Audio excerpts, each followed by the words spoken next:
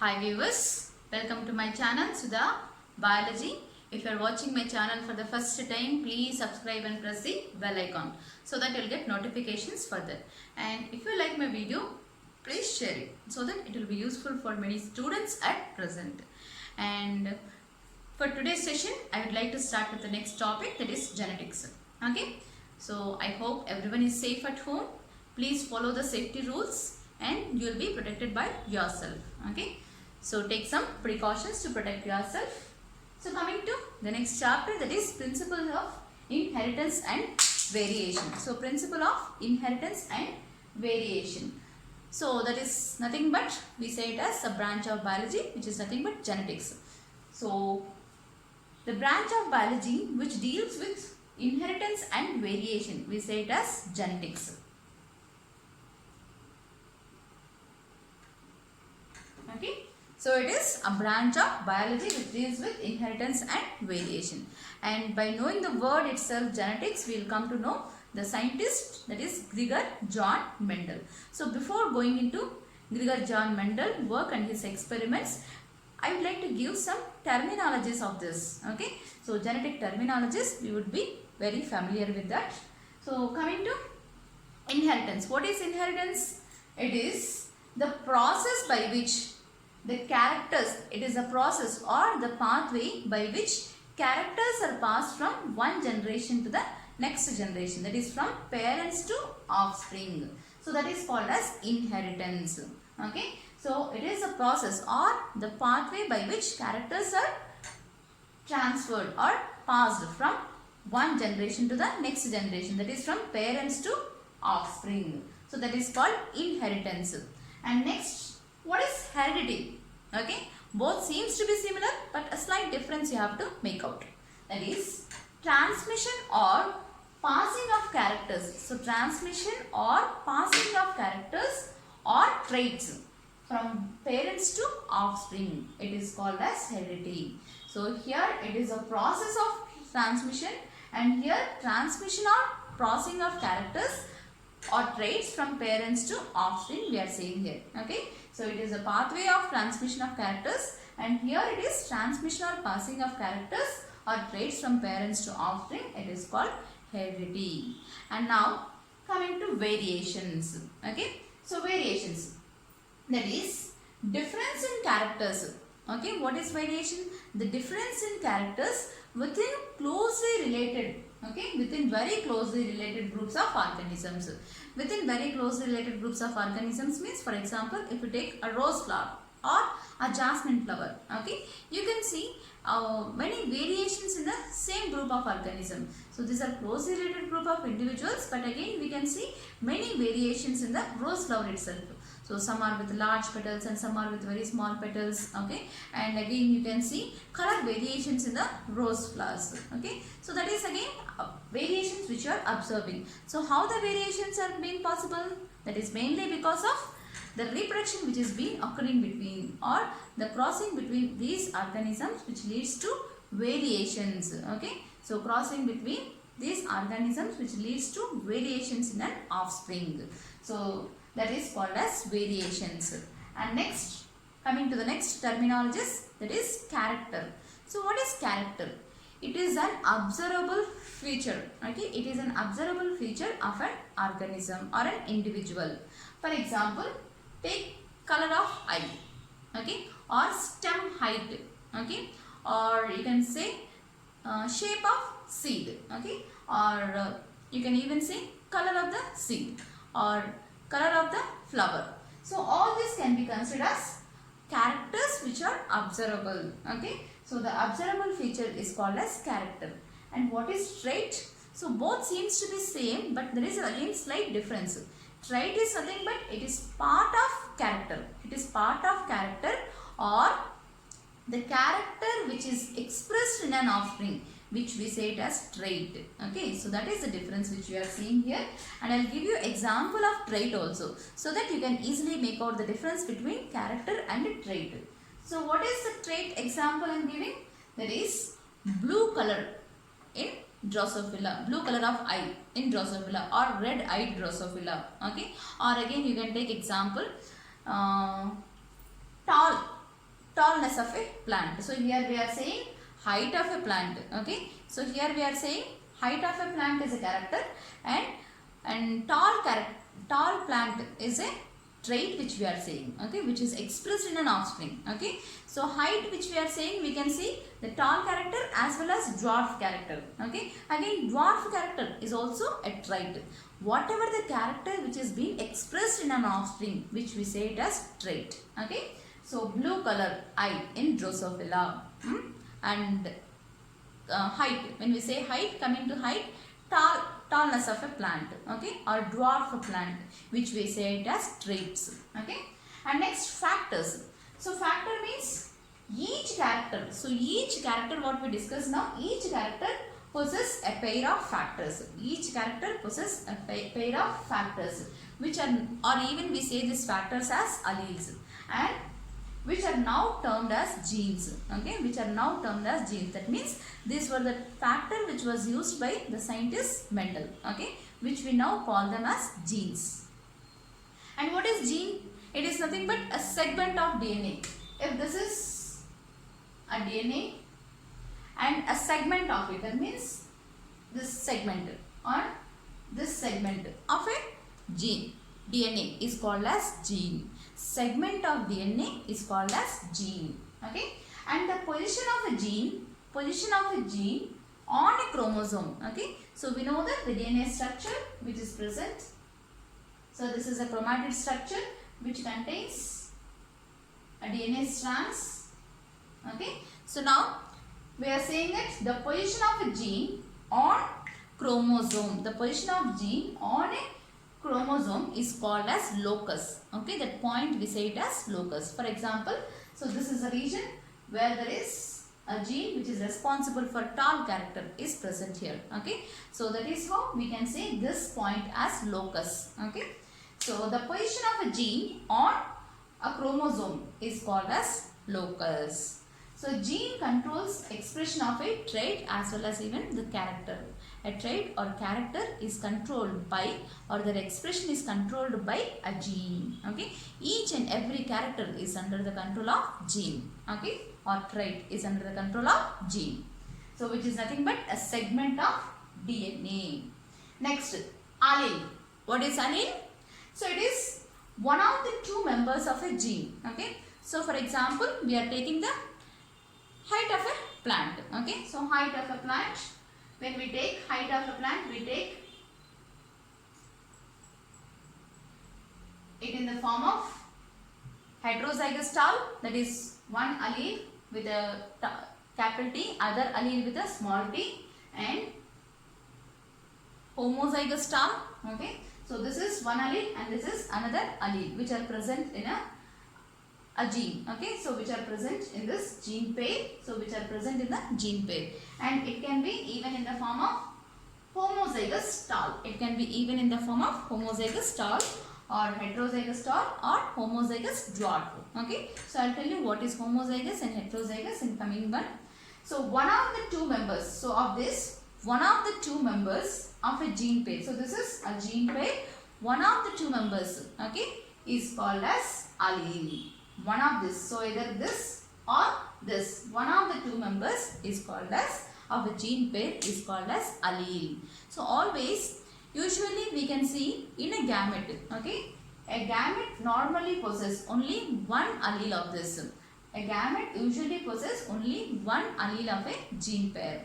So when they undergo crossing, then you can see the diploid set, that is both the sets of chromosomes will be present, with both the set of alleles will be present. Okay, and but in a gamete only it possesses only one allele of a gene pair, whether it can be capital T or capital T or capital T or small t. Only one of the allele will be present. Okay, so that is allele. So one of the pair of two members of a gene pair, that is called as allele. So this is one allele and this is another allele.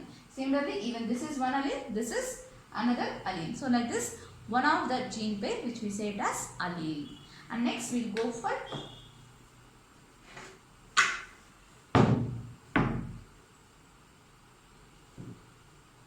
alleles. Okay, so which we say it as alleles. Now a pair of genes, that control the two alternative forms. A pair of genes that control the two alternatives of the same character. So we have written here, just now we have taken one is capital T, okay, and one gene pair, the other gene pair capital T small t, and the other gene pair small t, okay. So if these are different taken, a pair of genes that control two alternatives. So this is two alternatives of same character. What is that character? Height character we have taken, okay, but it is showing the two alternatives. So here it is with the same, but here again we are seeing two different alleles. One is capital T, one is small t, and again here we are seeing it as same. So these are controlling with the same character. So that is height character, okay. A pair of genes that control two alternatives of same character. So these are two alternatives of same character. One is tall, another is dwarf, okay. So this is completely dwarf, and this is heterozygous tall, and this will be homozygous tall, okay. So let's see what is this heterozygous and homozygous. So far I am discussing, okay. So coming to heterozygous allele, that means the organism, heterozygous allele means the organism in which both the genes of a character, so both the genes of a character are unidentical, then it is called as heterozygous. So when we have taken height as a character, so both the organism in which both the genes of a character are unidentical, that means not same. So this is another allele, this is another allele. So both are different, both are unidentical, then it is said to be heterozygous. So the organism in which both the genes of a character, both the genes of a character, what is the character? That is height character, okay, are unidentical, then it is said to be heterozygous. So heterozygous, one capital T and then another small t. So capital T which is for tall character, and small t which is for dwarf. And next homozygous, okay, dwarf means short. Homozygous, the organism in which the genes of a character, okay, the genes of a character are identical, that means whether it can be, okay, completely tall or it can be completely dwarf, but these are identical here, both the alleles are identical here. The organism in which both the genes of a character are identical. So see here, both the genes of a character, one character that is height character, both the genes are identical here, okay, that is homozygous tall, okay, and it is said to be homozygous or genetically pure for that character. There is no mixing here, so they are genetically pure for that character, whether it is for tallness or whether it can be dwarfness, okay. So see here, this is completely homozygous tall and this is homozygous dwarf. Both the alleles are identical, okay. So both the alleles of a gene are identical to each other, so they are said to be homozygous. So it can be homozygous pure tall and homozygous pure dwarf, okay. So this is about homozygous. Heterozygous, both are unidentical, okay, whereas in homozygous both the alleles are identical, okay. So each allele is identical to each other. So organism in which both the genes of a character, so both the genes, even this allele as well as this allele, are said to be identical, and it is said to be homozygous or genetically pure for that character, okay. And next, coming to genotype, okay. So coming to genotype. So before going into genotype, I will tell you one more important thing here. So the recessive gene can be expressed only in homozygous condition, whereas the dominant allele, so dominant allele can be expressed both in homozygous as well as heterozygous, whereas recessive allele can be expressed only in homozygous condition, okay. So this can be expressed only in homozygous condition, but tallness here, the dominant character, they can be expressed both in homozygous as well as even in the heterozygous condition. Very important to note here. So the dominant character, that is tall character, which we are seeing here as an example, it can be expressed both in heterozygous as well as homozygous, okay. But whereas dwarf character, that is recessive character, okay, that is recessive means which is suppressed. Okay, so this character is but this is expressed only when it is in homozygous condition. Okay, otherwise when it is in heterozygous condition, the tall dominates over the dwarf. So dominant will be expressed and the recessive will be suppressed. Okay, and coming to genotype. So the next terminology, that is genetic terminology, it is genotype. That is genetic constitution or genetic makeup of an organism, okay, which cannot be seen externally. So that is said as genotype. So genetic constitution of an organism is called genotype. And so if you see here, okay, capital T, which we have taken it for tall character, okay, and this. So this is all a genetic makeup of an organism. So which we are saying it as tall and this as dwarf. So the genetic constitution, whatever the genetic makeup of that organism, it is said as genotype. And next, phenotype, the physical appearance. So physical appearance, just by looking at the plant or just by looking at an individual, we can even say that character. Okay, so physical appearance of an individual is called as phenotype.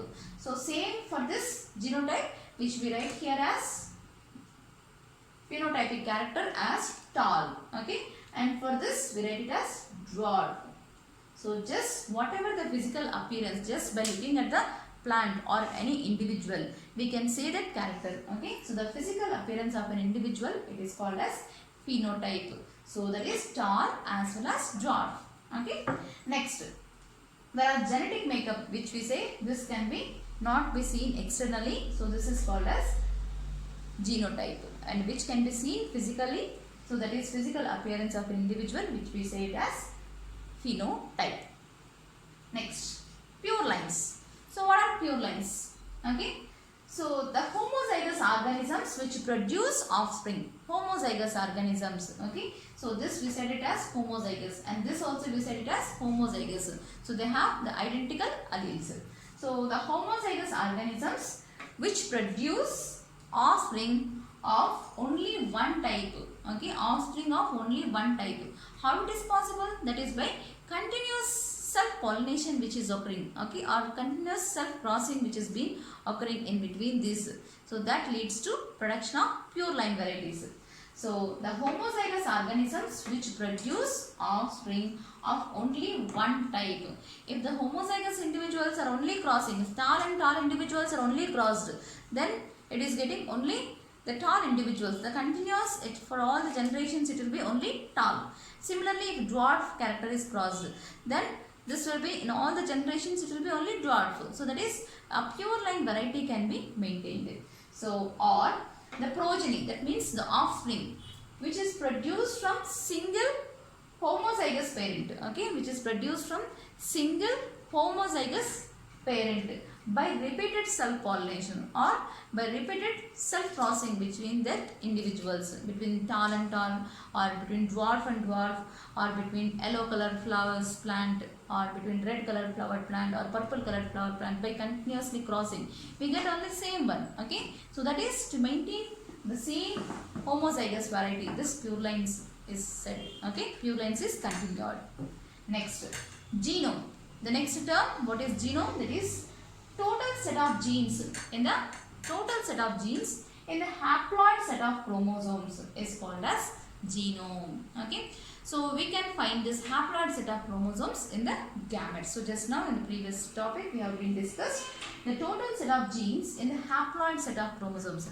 In diploid set, two sets of chromosomes are present, that is one from paternal set and the other from maternal set. But in gametes we can see only the haploid set of chromosomes. Okay, the total set of genes in haploid set of chromosomes, that we say it as one genome.